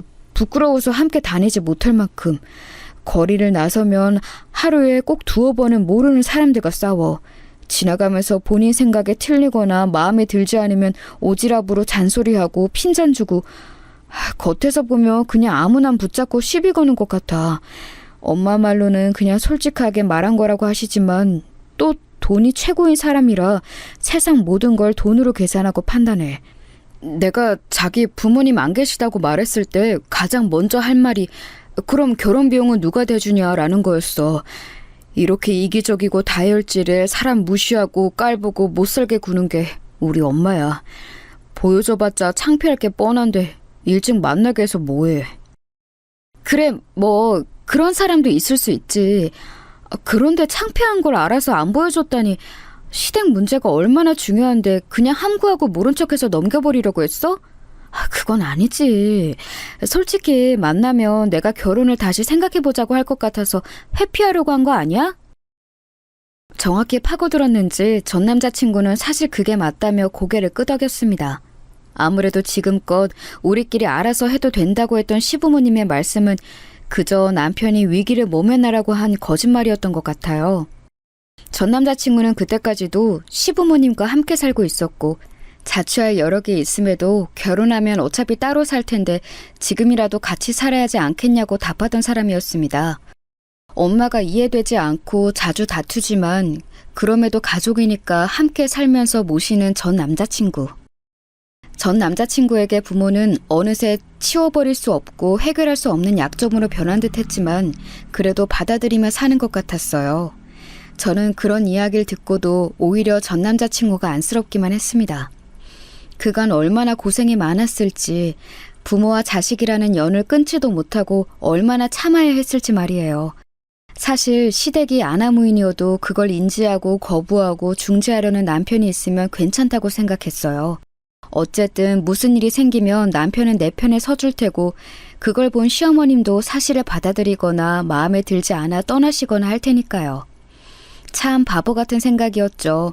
어찌됐든 저는 괜찮다며 전 남자친구를 타일러서 시부모님과의 약속을 잡기로 했습니다. 결혼식 날짜를 빨리 잡자는 전 남자친구의 성화에 저는 잠시 멈춰서서 차례대로 천천히 나아가자고 했습니다. 이렇게 조급해하면 오히려 계속 마음에 불안함이 싹을 것 같다고요. 그제야 전 남자친구도 자신이 그동안 너무 조급해했고 자신의 상황으로 인해 저에게 선택을 강요해왔다는 걸 깨달은 것 같더라고요. 그렇게 자리를 마련하기로 한 뒤 만남을 일주일 정도 앞뒀을 때 전 남자친구가 곤란한 얼굴로 저에게 부탁 하나를 했습니다. 어떡하지? 우리 엄마가 한 가지 부탁할 게 있다는데. 부탁? 어떤 거? 우선 이런 거 시켜서 미안해. 부담 없이 하면 되는 거야. 알았지? 지금 하고 있는 일의 전망과 소득, 앞으로 이직할 생각이 있는지, 그리고 아이를 낳은 후 어떤 일을 하고 싶은지에 대해 계획을 정리해서 문서로 전달해달라 하시네. 듣고선 내가 거절했는데 가족이 될 사이끼리 이런 것도 못 해오냐고 노발대발 하셔서 어쩔 수가 없었어. 나도 염치 없지만 그냥 이번 한 번만 눈 딱 감고 해달라고 부탁하는 거야. 이번만 넘기면 다음부터는 잘 막아볼게. 응? 제가 아무리 주변인이 없어서 잘 모른다고 하지만 보통 시댁에서 첫 만남에 저런 걸 요구하지 않는다는 건 알아서 꽤나 당황했습니다. 그래서 제가 빵집에서 일하는 걸 이야기했냐고 물으니 그렇다고 말하는 겁니다. 아니나 다를까 제 일이 마음에 안 드셔서 이렇게 노골적으로 의사를 표현하시는 것 같더라고요. 어이가 없었지만 우선은 생각해보겠다고 답했습니다. 하지만 진지하게 생각해봐도 이건 아니다 싶더라고요. 아직 전 식구가 된 것도 아닌데 미리 사람을 시험해보고 재단해보는 것 같기도 하고요. 그래서 부탁받은 그날 밤 전 남자친구에게 정중히 거절의 의사를 비쳤습니다. 다른 건 다 하겠는데 나의 지금 일과 비전에 대해서 설명하는 건 좀 무리한 일 같다고요. 문서 말고 직접 말로 설명드리겠다고 했죠. 그런데 전 남자친구 표정이 적잖이 어둡더라고요. 그러면서 하는 말이 본인의 엄마는 이걸 숙제라는 이름으로 내줬다면서 결혼을 하려면 꼭 지나쳐야 하는 일종의 단계처럼 생각한다 하시더군요. 느낌이 또 쎄해서 직접적으로 물어봤습니다. 혹시 전에도 결혼하려던 때 이런 일이 똑같이 있었냐고요. 그러자 전 남자친구는 당황하면 어떻게 알았냐고 묻더군요. 저도 눈치가 있는데 말이죠. 정말로 전 남자친구는 결혼하고 싶은 애인이 생길 때마다 두어 번 정도 어머님께 보여줬었답니다. 그런데 그때마다 어머님은 같은 숙제를 내줬고 조건이 안 맞거나 또는 여자 쪽에서 거절하여 매번 그 만남 이후로 진척된 적이 없었다는 겁니다. 그 사실을 이제 안 것도 어이없고 얼마나 징하면 그랬을까 싶어서 정이 좀 떨어지더라고요. 제 마음의 변화를 알았는지 전 남자친구는 제게 매달리기 시작했습니다. 다른 여자들은 떠날 때 붙잡지 않았다고 마음이 그 정도여서 그냥 보내줬었다고요. 그런데 저만큼은 놓치고 싶지 않다며 울고불고 하는 겁니다. 사실 아직 저도 사랑하고 있는 마음은 여전했고 헤어지고 싶지는 않았어요. 그런 마음과 더불어서 뭔가 이대로 끝나기보단 한 번 정도는 어머님을 배워야겠다는 생각이 들었습니다. 애인의 부모님을 만나는 건 처음이었지만 그렇기 때문에 경험을 쌓기 위해서라도 제대로 마주해봐야겠다는 마음이 생겼어요. 게다가 이 상태라면 헤어져도 시원하고 깔끔한 이별이 되지 못할 것 같기도 했고 저도 지금 부족한 거 없으니 굽히고 들어갈 거 없다는 생각도 있었죠. 저는 당시 가장 수익이 많을 때라 연봉 5억을 살짝 넘을 때였고 전 남자친구는 연봉 5천 정도로 알고 있었거든요. 만약 사정이 여의치 않으면 결혼에 대한 모든 걸 제가 부담할 생각이 있었고 그건 전 남자친구와 그의 가족들이 하는 것에 따라 달라질 일이었죠. 그렇게 돈을 좋아하는 어머님이니 오히려 당당히 나아가도 되겠다는 생각으로 일주일 후 예비시댁을 찾아갔습니다. 당연히 그 숙제인지 무엇인지는 하지 않은 상태로요. 그리고 혹시 몰라서 통장을 준비해 갔거든요. 설득이든 협박이든 필요하게 될지도 모른다는 생각으로요. 그런데 그게 아마도 제 인생에서 가장 잘한 일 중 손꼽힐 것 같네요. 커다란 과일 바구니랑 한과 세트를 들고서 예비시댁을 찾아간 날 어머님을 처음 만난 그 순간이 아직도 잊혀지지 않아요. 아파트 엘리베이터를 타고서 올라가 초인종을 눌렀는데 어머님이 개를 안고 문을 열어주셨습니다. 그런데 안으로 안내하는 게 아니라 현관문 앞에 딱 서서 가만히 저를 쳐다보시더군요. 저는 당황했지만 급히 인사를 드렸고요. 그렇게 가만히 서서 위아래를 천천히 훑어보는데 어쩐지 소름이 돋았어요. 마치 문직이라도 된 것처럼 제가 그 안으로 들어가도 되는 사람인지 아닌지 분별하려는 것처럼 훑어보더라니까요. 정말 거짓말 안 하고 그 상태 그대로 한 30초간 서 있었던 것 같아요. 날씨는 덥지, 개는 짖지, 과일 바구니는 무겁지, 어머니 눈빛은 매섭지. 전 남자친구가 머쓱하게 웃으면서 엄마 왜 그래, 지희야, 우선 들어가자 라며 상황을 무마하려 했지만 어머님은 절대 틈을 내어주지 않으셨죠. 어느 순간 다행히 관문이 통과된 건지 비켜주시더군요. 그제서야 집으로 들어설 수 있었습니다. 안에는 아버님이 계셨는데 굉장히 과묵하고 진중한 분이셨어요. 그날 아버님의 목소리는 거의 기억이 안 날 정도로 총 5마디 정도 하셨던 것 같네요. 그도 그럴 게 그런 아내와 살면 저 같아도 말을 하고 싶지 않을 것 같다는 생각이 들더군요. 어찌됐든 저는 부엌 상탁으로 가서 바구니를 들이며 어머님, 뭘 사와야 할지 몰라서 과일이랑 한가로 준비해 보았어요. 어머님이 또 과일 좋아하신다고 들어서요. 어디서 산 거냐? 네? 아, 이거 백화점에서 산 거예요. 제일 좋은 거로요. 백화점이라는 말에 알게 모르게 어머님의 마음이 풀어진 것 같았습니다. 정말로 전 남자친구의 말이 맞았어요. 모든 건 돈과 체면이었던 거예요. 2번째 관문을 통과했는지 이내 상탁에는 음식이 차려졌습니다. 그런데 상탁 위에 음식을 보고선 저는 또다시 굳어버릴 수밖에 없었어요.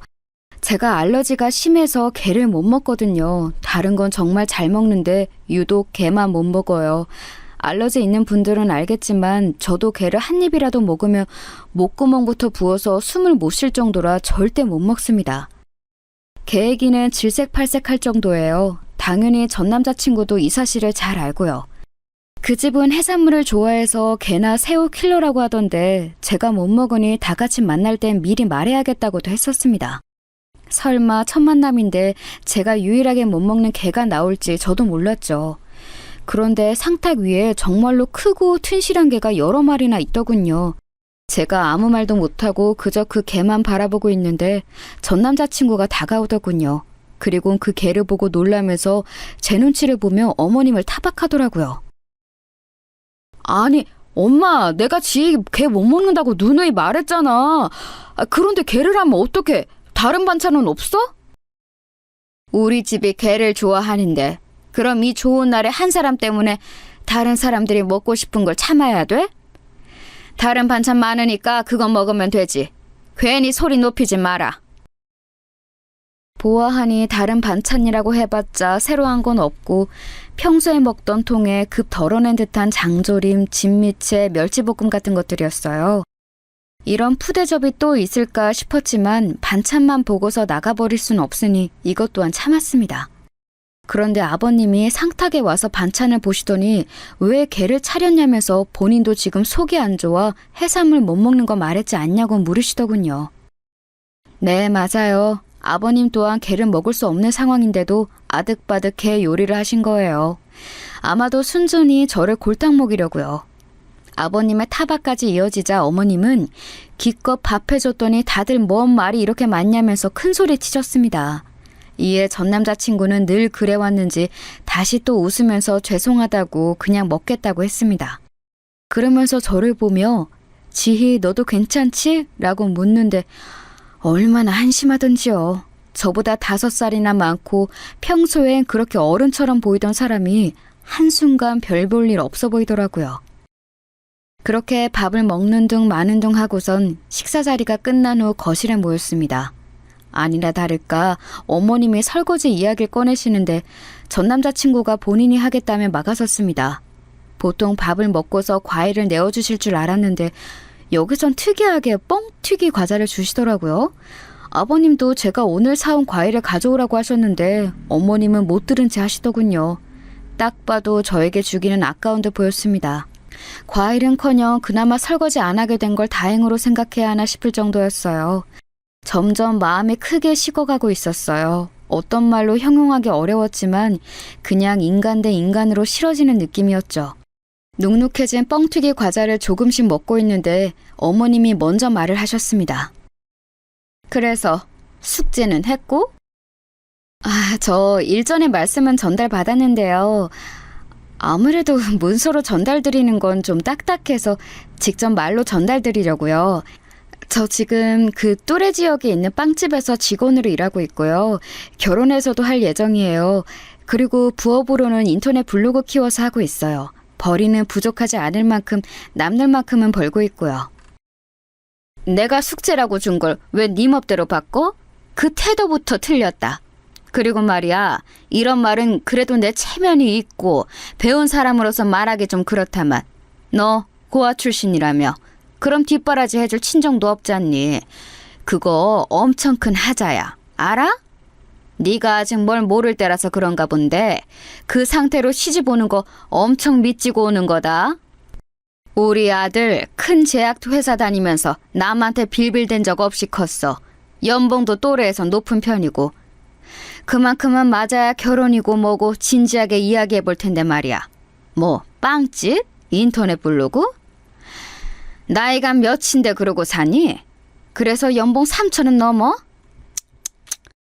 어렸을 때부터 볼 꼴 못 볼 꼴 다 보면서 컸다고 생각했는데 이렇게 면전에 치욕스러운 말은 처음이었어요. 얼굴이 터질 것처럼 붉어지는데 그 와중에도 어머님은 말을 계속해서 이어가시더라고요. 아버님은 그저 익숙한 듯 가만히 앉아서 얘기만 듣고 계셨고요. 전 남자친구가 보다 못해 상황을 중재하려는데 그게 또 제 심기를 건드렸습니다. 엄마, 지희 그래도 열심히 살았어. 지금 차도 있고 집도 전세로 있대. 이 정도면 됐지 뭐. 지희 엄청 착하고 남 배려 잘하는 사람이야. 부모님 안 계셔도 전혀 티 안 나고 그래서 더 열심히 성실하게 일했어. 엄마, 우리가 결혼해서 부모님한테 효도하면서 살게요. 지금 말고 나중을 보면서 생각해주면 안 될까? 엄마? 그놈의 엄마. 언제는 그 엄마가 창피한다느니 문제투성이라느니 온갖 부정적 말은 다 했으면서 결국엔 어쩔 수 없는 자식이자 아들이었던 거예요. 성호가 전부터 신신당부하고 그렇게 결혼하고 싶다고 떼를 쓰니 나도 그냥 이번엔 좋게 넘어가려고 했어. 그런데 해도 너무하잖니. 아유, 전 결혼하고 싶다면 알겠다. 내가 그냥 눈에 흙이 들어간다는 생각으로 허락해줘야지. 대신 지금 그 일은 안 된다. 남보기 창피해서라도 번듯한 직장 구해. 그 다음에 시골려라. 알겠어? 커피를 끓이는 시끄러운 포트 소리가 한순간 멎은 때에 저도 결국 이성의 끈을 놓아버렸습니다. 결혼은 당연히 무효고 이 모멸감들은 자리도 박차고 나가고 싶다는 생각뿐이었죠. 누구 마음대로 네 부모한테 효도하면서 산대? 난 지금도 나중에도 그럴 생각 없는데? 지야, 왜 그래? 진정해봐. 잠깐만. 저기요, 아주머니. 눈에 흙도 안 들어갔는데 사람 앞에 두고 어쩜 그리 무례하게 구세요? 우리 부모님 없는 것 때문에 혹시 피해 입으신 거라도 있으세요? 그 잘난 영업집 아들 두셨으면 맞는 여자분 먼저 찾아보시지 왜 여기서 급을 따지세요? 조선시대도 아니고 꼭 아주머니처럼 가진 거 없는 분들이 며느리 한탕 해보려고 하더라. 상식 밖이라 이유를 모르겠네 도저히. 제가 거침없이 말을 쏟아내자 어머님은 당장이라도 뒤로 쓰러질 듯 노발대발하셨죠. 아버님과 전 남자친구는 말리기 바빴는데 그럼에도 전 참을 수 없었어요. 그래서 어머님 앞에서 전 남자친구의 뺨을 날려버렸죠. 어머님이 제 머리채를 잡으시려는 거 두 손 잡고 아득바득 버텼습니다. 나도 이런 하자덩어리 집에 시집오기 싫습니다. 뭐? 연봉 3천이요? 나 연봉 5억이거든? 그런데 달에 50만 원 벌어도 네 아들이랑은 결혼 안 해. 네가 5억을 번다고? 지나가던 개가 웃어 자빠지겠네. 이런 무슨 사기꾼을 데려와? 저는 당장 가방에서 통장을 꺼내 어머님 앞에 들이밀었습니다. 그러자 거짓말처럼 영의 개수를 세던 어머님의 눈빛이 점점 당황스러움으로 변해가더군요. 저는 더 이상 이런 집구석에 있기 싫다는 말을 남기고선 가방을 챙겨 나왔어요. 과일 바구니랑 한과도 챙겼고요. 그 집엔 너무 과분한 선물이었으니까요. 그러자 현관까지 어머님이 뛰쳐나와서 저를 붙잡으며 얘기 좀 하자고 하더군요. 잠깐만. 얘기 좀 더 하고 가. 난 그냥 우리 집 식구 될 사람이니 한번 시험해보려고 한 거야. 장인어른이 사위랑 술 먹는 것처럼. 내가 너무 과했나 본데 사과할 테니 우선 들어가자. 응? 현관에서 저를 빤히 쳐다보던 어머님 첫모습과는 너무나 대비되는 꼴이었습니다. 저는 그저 웃으면서 경찰에 신고하기 전에 당장 놓으라고 욕을 하며 소리쳤죠. 그래도 마지막까지 시원하게 욕까지 해서 아쉬운 건 없네요. 전 남자친구가 곧 저를 따라왔는데 처음 하는 말이 왜 날 속였어? 더라고요. 제가 연봉을 속인 것에 대해 화가 난 모양이었습니다. 어이가 없어서 그래 속였다 라고 하고 차를 타고 떠나려는데 차 앞에서 정말 추하게 속인 거 용서해 줄 테니 제발 가지 마 라고 하더군요. 차로 그냥 쳐버릴까 싶었지만 다행히 참고서 클락션을 크게 눌렀어요. 그러자 놀랐는지 황급히 옆으로 도망가더라고요. 이런 식의 새로운 마마보이도 있다는 걸 알게 해준 그 사람에게 그것만은 아주 조금 고맙긴 합니다. 그래도 한때는 정말로 사랑했던 사람이고 다시는 없을 진정한 사랑이라고 믿었는데 역시 완벽한 믿음은 독과 같은 건가 봐요. 그날 이후로 그쪽 집안으로부터 시시각각 연락이 왔습니다. 심지어 그의 아버지까지도요. 아마도 아주머니가 시켜서 한 일이겠죠? 며느리 될 사람을 몰라봤다는 등 문자 내용이 혼자 보긴 아까울 정도로 웃겼는데 그래도 마지막 인간으로서 꾹 참아봅니다. 전 결국 번호로 바꾸게 되었어요. 한 번은 전 남자친구가 빵집으로 찾아왔는데 사장님이 빵집 집게를 들고 나가서 경찰에 신고하겠다며 쫓아냈다고 하시더라고요. 역시나 제가 믿을 만한 건 사장님뿐이었어요. 사장님은 저에게 일을 그만두는 게 어떻냐고 말씀 주셨지만 뭐 잘못한 것도 없고 그만둘 이유도 없는데 그럴 필요 있나요? 가게로 찾아오는 그 자식이 나쁜 거죠. 한 번만 더 찾아오면 정말로 경찰에 신고할 생각이고요. 이제 곧 이사도 하니까 그 사람이랑은 다신 보지 말았으면 해요. 그 뒤로 2달 동안 저는 여전히 열심히 일하고 있고 마인드 컨트롤을 위해 멈췄던 일기를 다시 쓰고 있습니다. 애써 전 남자친구를 잊기 위해 새로운 취미를 찾고 있기도 하고요. 자칫 정말로 시어머니가 될 뻔했던 그 아주머니로 인해 앞으로 앞에 놓인 돌다리는 수십 번 두들겨봐야 한다는 교훈을 얻었으니 그만하면 됐다고 생각하려 합니다. 세상에 돈이 전부는 아니지만 큰 비중을 차지한다는 건 알고 있어요. 그렇지만 그 돈 때문에 인간성까지는 잃지 말아야겠다는 걸 다시 한번 다짐해 봅니다. 저는 또다시 내일을 열심히 살아가 보려고 해요. 결혼은 뭐 언젠가 때가 있겠죠. 꼭 오지 않아도 이젠 혼자서도 잘 지낼 자신이 있습니다. 그럼 저의 이야기를 들어주셔서 감사해요. 오늘도 건승하시길 바랍니다.